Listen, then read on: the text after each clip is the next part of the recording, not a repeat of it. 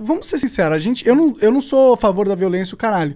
Mas eu tenho certeza que todos aqui nessa mesa são capazes de ser bastante violentos. Em situações específicas, a violência é necessária. Claro. Isso é, inclusive, o próprio Tim Larkin, escritor, ex-SEAL oficial da Marinha Americana, no livro When Violence is the Answer, ele descreve.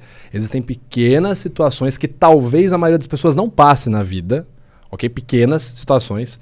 As que passarem irão passar no máximo uma, ou raramente uma outra pessoa irá passar no máximo duas, que é quando a sua vida é diretamente ameaçada. Nesses casos onde sua vida está diretamente ameaçada e onde a violência é aplicada, você deve reagir de forma muito mais violenta. Então, em alguns casos super específicos. Né? Mas peraí, não um comportamento violento. Vou dar um exemplo polêmico aqui, né? Olha lá.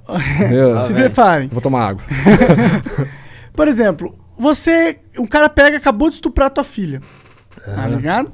E aí eu sei que eu tenho uma chance em 5 de ir preso se eu matar esse cara. É crime passional. Pode ser visto como crime passional. Ok, mas eu tenho certeza que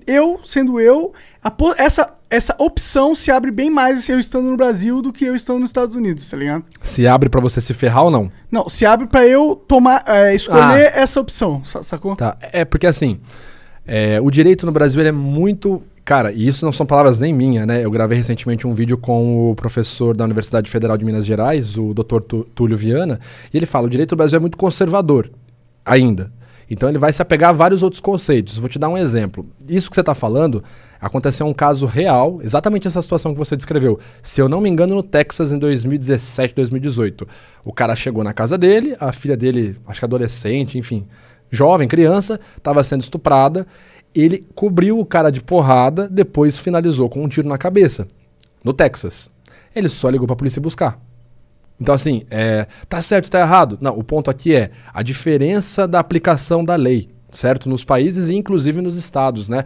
Pegando o próprio Texas como exemplo, se você observa ali a legislação armamentista, né? Por exemplo, a lei do desarmamento, tem várias situações diferentes, mas por exemplo, nos Estados Unidos, isso é regulamentado nos estados. Então, por exemplo, no Texas, aspas, quase todo mundo pode ter uma arma.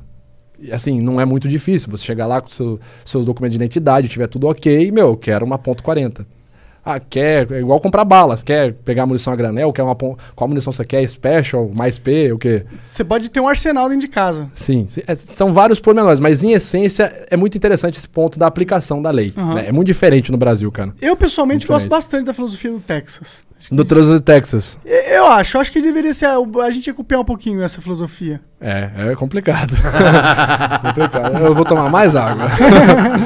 Quem é que te pede esses laudos aí? Tu trabalha fixo em algum lugar? Eu não sei. Não, sou profissional liberal, profissional autônomo. Basicamente, geralmente, né? Aliás, até agora, até o momento, só partes privadas. Então eu só sou contratado de forma privada em casos judiciais. A maioria dos casos, abuso sexual. É o que um advogado te contrata? Ou o próprio cliente. Sim, mas geralmente a triagem é toda com o advogado, né? Quem faz todo o contato comigo é o advogado ou a advogada do caso, né? Mas a maioria dos casos, tudo abuso sexual e a maioria abuso sexual infantil. Caralho. Então seu trabalho é pesadíssimo, né, cara? Cara, assim, isso é um negócio que eu não falo, porque nunca é perguntado também. Mas, cara, você tem que ter um treinamento mental muito complicado. Porque, assim, tenta pensar o seguinte, vou dar só um contexto. Eu, obviamente, não posso falar nada dos casos pelo segredo, pela ética profissional, e porque a maioria deles, se não todos estão em segredo de justiça ainda. Nenhum caso ainda deu jurisprudência. Já faz isso há muito tempo? 2017.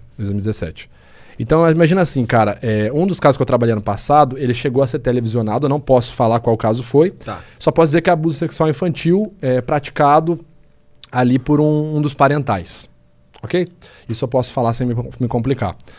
Então, imagina você ver um vídeo, cara, de 20 a 30 minutos da criança descrevendo como que esse parente abusou dela. E aí você tem que ver mais vídeos dessa criança entrando em contato com esse parente em festas de família e você vê a criança reagindo, a criança vomitando quando ela vê esse parente. Então, tipo... E você tem que ficar ali, cara, porque, tipo assim, interessa o meu juízo de valor. Além de eu estar fazendo essa análise, eu ainda posso estar errado, cara. Eu tenho que pensar isso. Porque a justiça brasileira, ela é assim. Quem tem que provar alguma coisa é quem acusou. A pessoa que foi acusada, ela é inocente, até que se prove o contrário, ok? Inclusive eu falei isso numa entrevista do TV Fama quando foi sobre o caso Prior. Eu falei, o Prior é inocente, até que se prove o contrário. Acabou minha participação, a apresentadora falou, então, como vocês viram, o perito falou que ele mentiu. Foda, né, cara? Foda. Só um negócio veio na cabeça aqui agora. Aí eu termino de falar aqui, o Igor vira, então, vocês viram que ele disse aqui que mentiu mesmo, na cara dura. Mas é complicado, cara, você passar 30 minutos vendo uma criança descrever um abuso e, tipo, você ter que sair pra ir viver o seu dia e tal. É uma experiência complicada, cara. Com todo respeito, não queria ter o seu trabalho, não. Não, cara, muitas vezes não é interessante, cara. Não é interessante. Mas assim, o que eu me prendo muito, porque ano passado a gente realizou uma pesquisa que inclusive saiu esse ano, está sendo feito o FABS, que é o primeiro sistema facial apenas voltado para crianças. É uma pesquisa pela Juliana Negrão, pesquisadora da Mackenzie. Então eu participei dessa pesquisa ano passado. Então a gente está fazendo trabalhos interessantes na área da pedagogia para realmente ajudar as crianças. Então você tem um filho, e aí seu filho chega da escola e tal. Às vezes você tá lá, rotina, você tá mexendo no celular e tal, parará. Aí chegou seu filho, você, e aí, como é que foi? Ah, foi bom. E você nem tirou o olho do celular, você tá lá, legal, vai tomar banho, vai jantar, tua mãe tá lá. Cara, nisso, a criança te entregou e você não percebeu. Entendi. Então, assim, a gente tava montando uma pesquisa interessante. Então, isso me alivia mais. Só que, cara, o que eu percebo muito falando, assim, de abuso sexual infantil é que é como se fosse uma iguaria, sabe? Cara, é nojento, cara. Caralho, assim, cara. É nojento. Eu não posso falar muito, até por questão de segurança minha, de caso que eu já trabalhei, mas, cara, é nojento. Se eu te falar, por exemplo, situações onde tem, tipo, festas de swing, que a galera famílias levam as crianças. Mano, Caralho. nojento. É nojento. É nojento. Caralho, que bizarro, isso existe?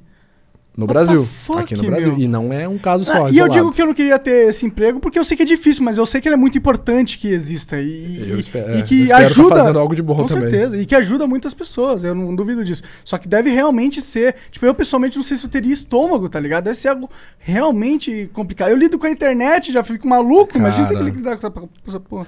Cara, é o que eu falo. Quando você lida com essas situações doentias, cara, você vê outras coisas e fala, mano, releva, isso é de boa. Cara, é complicado. Assim, eu tô trabalhando num outro projeto paralelo, que eu espero poder falar sobre ele logo em breve, né? Que é uma série, não posso falar muita coisa, mas é uma série que eu espero que dê certo esse projeto. A gente tá nas tratativas aí. Mas é sobre um serial killer, um assassino estuprador em série, que basicamente, cara, eu fiz até um vídeo sobre ele, é o assassino da minha infância. Porque esse cara, na região que eu moro ali no interior de São Paulo, ele estuprou e matou de forma brutal. E quando eu falo brutal, para vocês terem uma noção, as crianças que se comportavam durante o estupro, crianças de 5 a 10 anos de idade, esse era o perfil dele, as crianças se comportavam bem, não gritavam como ele falava, ele apenas estrangulava. Essa era a forma de promover, de premiar elas. As que gritavam, choravam, tentavam escapar, ele matava no soco, geralmente primeiro esmagando a mandíbula delas. Então, assim, o cara pesado mais de 100 quilos. Então, primeiro ele esmagava a mandíbula de uma criança de 5 anos, ela ia ficar chorando, sentindo dor, enquanto ele praticava a violência sexual, e depois ele matava no soco que sobrava da criança. Caralho! E esse cara morou a 2 quadras da minha casa, quando eu tinha 5 anos de idade, na época que ele estava na ativa nos crimes. Caralho! Esse é um caso muito cabuloso, cara. E eu creio, assim, memória falsa é uma realidade, mas eu tenho a forte memória de ver ele passando na frente de casa, porque ele ficou conhecido na minha cidade como o assassino da bicicleta. Porque ele era alcoólatra, então ele passava fazendo reparos em porta de bar, fazia serviço de engraxate, e sempre com uma bicicletinha vermelha.